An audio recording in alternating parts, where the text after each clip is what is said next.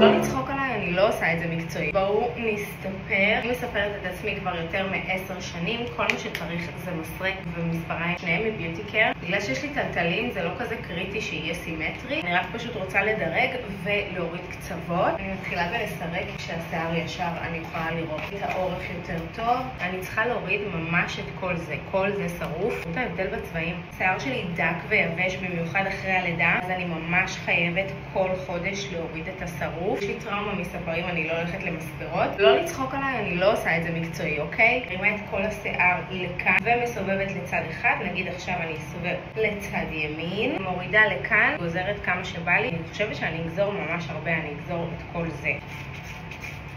קצת יותר ממה שתכננתי. עכשיו אני עושה את אותו דבר ומסובבת לצד שמאל. כבר רואים שיש חוסר סימטריה, בגלל זה עושים את שני הצדדים. גוזרת, מתקנת את הפספוסים. בדיוק הולכת לצחוק עליי שזה עקום. כבר יש לנו דירוג בלמטה, אבל אני רוצה יותר דירוג. רוצה את השיער. עכשיו אני עושה את אותו דבר, רק במדרגות. כל פעם לחלק העליון, שני צדדים. צד אחד ימין, מורידה קצת, לא יותר מדי. סובבת לצד שמאל.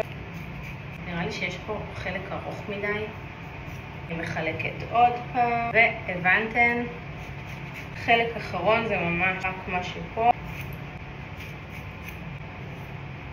אין תחושה מספקת כזאת, אני מבינה למה ספרים גוזרים יותר מדי. כמו שאתן יכולות לראות, עדיין יש לי שרוף למטה. עבדת אם להיפטר ממנו, וזהו להישאר עם כזה קצר עד לפה, או להישאר עם האורך ולספר כזה כל חודש קצת. אני חושבת שאני עם האורך הזה, מאז שאתן מכירות אותי, כאילו בחיים לא עשיתי איזה שינוי בשיער. אתם, כמו שאתן מכירות אותי, ככה שנים על גבי. שמעו לי איזה שינוי הייתן רוצות שאני אעשה בשיער. מאז הלידה הטלטלים לא מסתדרים לי, ונשבעת שכבר בא לי החלקה.